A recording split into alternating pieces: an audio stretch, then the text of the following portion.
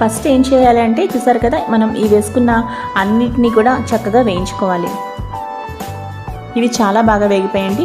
Next నేను green chillies, కొత్తిమీర, కరివేపాకు చూసారు కదా. ఇంకా అడిషనల్గా నేను ఏం వేయలేదండి. అలాగే జింజర్ గార్లిక్ పేస్ట్ వేసానండి. మనకి చక్కగా ఇది పచ్చివాసన పోయే విధంగా జింజర్ గార్లిక్ పేస్ట్ని ఒకసారి ఫ్రై చేసుకోవాలి వీటితో పాటు.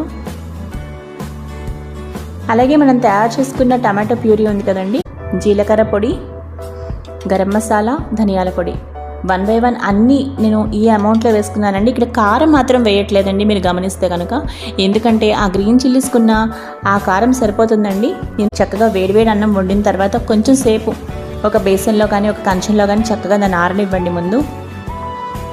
దాని తర్వాత ఈ విధంగా మిక్స్ చేసుకోండి. దాని తర్వాత బాగా కలిపిన తర్వాత ఈ విధంగా చక్కగా ఏదైనా ఒక సర్వింగ్ బౌల్లోకి తీసుకుని సర్వ్ చేసుకోండి.